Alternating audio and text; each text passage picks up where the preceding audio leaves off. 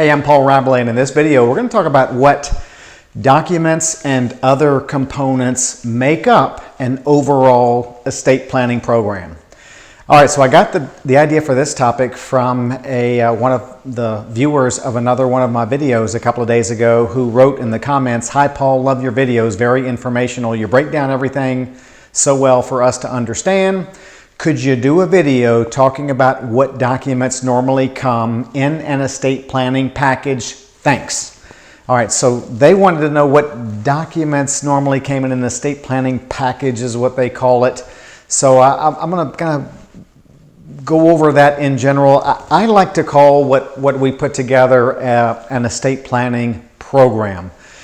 It's a lot to it, a lot of pieces. So I call it a program. Every individual or couple who has a program, every program is unique. Everyone is different, but there are certain things that are essential to every estate planning program. And really what we talk about is just a combination of the customized, legal instruments along with other organizational material that you or survivors or people that you trust will need to produce at some point perhaps in the future. Now, I will tell you that it's kind of common that some lawyers, including kind of when I first started out a long time ago, some lawyers have their clients sign the legal paperwork, and then they fold it up and they fold it again, and then they just cram it in some little envelope just like this to be stored somewhere and pulled out 5, 10, 20, 30 years later when it needs to be used. Nobody knows what it says. An envelope is easy to get lost through the various moves that a person may have later in life. And so I never really did like just the folding everything up and cramming it in an envelope program. So what we do, and not that we're right and everybody else is wrong, but what our clients tell us they really like is when we put together their program and we get it all organized in what we call their estate planning portfolio. It's a nice 3-ring binder, and you can't really see it, but there's lots of tabs, and it's all table of contents, then tabs, and you can flip to different things really quick. And it's a lot harder to lose something like this than it is to lose something like this. So people tell us they really like the portfolio aspect of their estate planning program. So I want to go through, in response to the question, can you do a video talking about what documents normally come in an estate planning package? I want to go through, at least in my mind, what are the components of an estate planning program that get documented in the estate planning portfolio. Okay, so there's about maybe 10 or 11 items. And again, everybody's situation is different. So not every person will have these exact things, but they're going to be pretty close. So the first part or first component in your estate planning program in your portfolio is going to be a table of contents. And that way you see, right here on the first page, the 10 or 12 different components of your program, and then you can flip to the appropriate tab if you need to. Then the next piece behind that, if the person's program includes this, is their revocable living trust. So that's where a lot of discussion goes into what happens when you pass away, what do you own, how do you want things to go, who's going to be the perhaps individual or family member that will be in charge of dispersing and selling if appropriate, and making sure everybody gets what they're supposed to get and they get it timely. So all that discussion goes into the customization of your living trust or revocable living trust. Then in the tab behind that is going to be all of the trust transfer documents. So if your lawyer prepares a living trust, and if you own some real estate, the lawyer is likely to prepare the real estate transfers, get those recorded in the land records, and then perhaps give you a copy that's been certified as recorded. All of that, and if you had to kind of formally transfer any other assets to your trust, all those trust transfer documents can go in the tab right behind the trust instrument tab.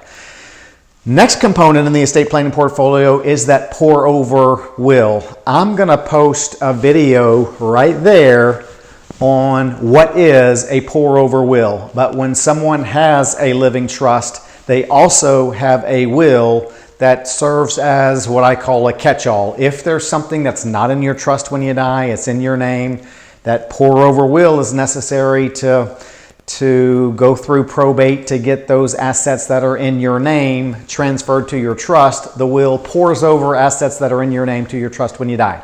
More on that in the video. So now, some people, they don't have a revocable living trust as part of their estate planning program. They may have what I call a will-based program. So in their portfolio and in their program, they don't have a living trust. They don't have a pour over will. They don't have trust transfer documents, but they will have their last will and testament where they dictate, how they want their things to go when they pass away, who will be their executor. They'll leave everything in their name, and then when they pass away, their executor will guide the family through the court supervised and attorney involved probate process. Okay, next thing these next few things are virtually in every single estate planning program that we've created, and we've done thousands. So the next tab in the portfolio is your what's called property power of attorney. Some people call it their financial power of attorney. It's if during the rest of your lifetime you get to a condition where you're not able to sign your name, deal with your accounts, then you've made it easy, or deal with your IRA that's in your name. Then by having that property power of attorney in place, you've made it easy for, maybe you named your spouse first and an adult child as the backup. You've made it easy for them to handle matters for you if you're alive and not able to handle matters for yourself. The next tab, similar concept, but the healthcare power of attorney. That's who you want if you are incapacitated and you can't talk to your doctors. You can't go get your medical records that are needed. You're in a surgery and the doctors need to talk to people about treatment decisions. That healthcare power of attorney, again, if you're married, many people name their spouse first, maybe an adult child or children as backups, so that you've made it easy for people to handle those medical situations for you. Next tab is what we call the living will declaration. That's your statement regarding life support machines. There are many people who don't want to burden their family members with having to make the decision to withhold or withdraw life support machines if you're in that vegetative state and there's no chance of recovery. So with your living will, you can document those wishes, keep your family from having to make that decision. And like with many other components in the portfolio, once you assign your living will and we get it witnessed, then we make several copies of it. We put that in the living will tab in your portfolio, and then when you go to the surgery or you go to the hospital, they're going to ask if you have a living will, and you can just pull out a copy from your portfolio and give it to them, and just kind of eases that situation that sometimes is difficult for people. Next, here's where we get into really important to documenting what you own. So there is a section in here where you document all of your life insurance and annuities and all those IRAs and those things that have beneficiary designations that won't either go through probate or will not be in your trust. So the idea is just get all of the relevant information related to your estate, keep it in one place, and makes things easier for your survivors. So no way you can do that with the envelope here. Then the next thing is next tab in the portfolio is what we call the location list. So some of your relevant papers may be in your portfolio, and some relevant papers that may need to be produced in the future related to your estate. And maybe you'll need to produce those in the future, or maybe your survivors will need to produce those in the future. If they're not here, you can document the location of those important papers. Maybe some of those are in your home, maybe some of those are in a safe deposit box, but it sure is nice if you've used our schedules to document the location of certain important papers that you have, both legal documents and personal papers. And then maybe one of the most important components of the portfolio is what we call your estate planning letter. So that's the section of your portfolio. It's not a legal document, but it really, in your own words, describes perhaps the why you did certain things. Let me give you an example. Let's say a father, set up his estate planning legal documents to leave 60% to child A and 40% to child B, and left it at that. And then when the father died, child B, who's getting 40%, is left with a bad taste in his or her mouth. Boy, our dad must not have liked me as much as he liked child A. And so it may leave a sour taste in the mouth of child B. But let's say in the estate planning letter, in the portfolio, Dad wrote a letter to the family and said, in my legal documents, I left 60% to child A and 40% to child B. Here's why I did that. And maybe he goes on to say, I paid for child B's education, for child B's children's education. And I paid for child B to own a home or put a down payment on a home. And I didn't do those things for child A. So it's only fair that I set up my legal documents that way. In fact, child B is probably getting more of a benefit from me between the 40% and everything that I gave child B during my lifetime. Child A is probably the one who's getting shortchanged a little bit.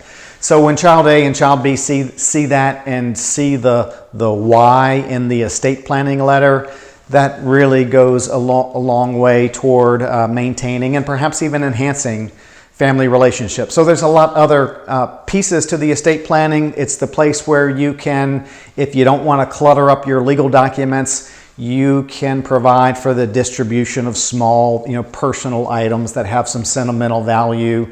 You can, there's a place in your estate planning letter for you to document all of your burial and funeral wishes. And so that whole estate planning letter really serves to supplement your legal documents and not replace your legal documents. So people really like that.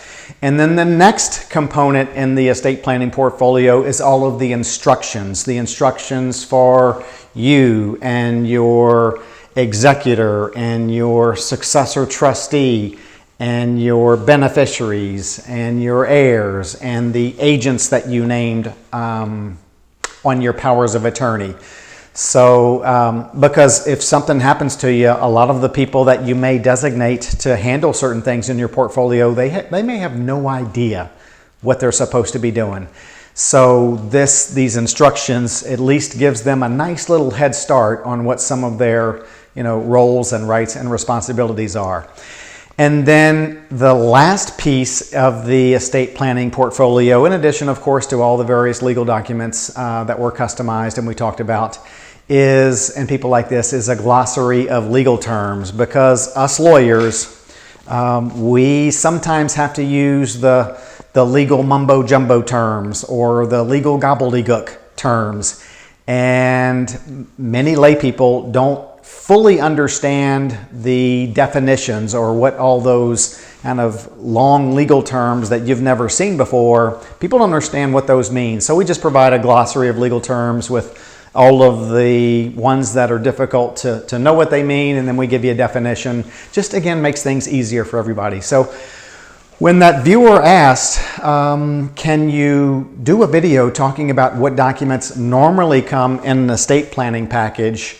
It can be anywhere from 3 or 4 typed up legal documents that are signed and crammed into an envelope, all the way to having a completely customized and comprehensive estate planning program that is organized and tabbed and defined appropriately in perhaps what we'd call an estate planning portfolio.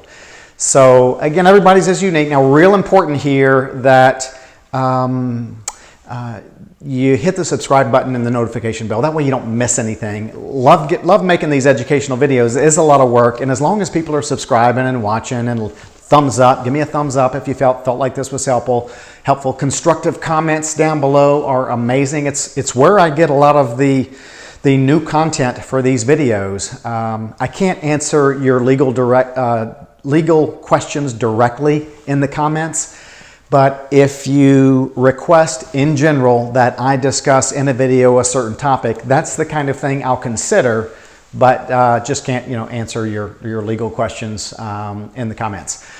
Okay, and then maybe most important, because this is just one piece, I've made hundreds of videos, check in every morning, 10 a.m. Central Time, where I'm going to publish a new estate planning video that hopefully will educate you and empower you to protect what you have for yourself and your family. If you've already hit the subscribe button, thank you so much. We're building a subscriber base. Nothing else out there out on the internet or on YouTube, so a lot of work goes into it, but all of these videos that I'm making, while you may get some benefit, maybe the one who's getting the most benefit from it is me, because it's really forcing me to sharpen my saw, because I really have to master the content and then be able to communicate it. I love what making these videos forces me to do. Okay, we'll see you tomorrow. Y'all have a great day.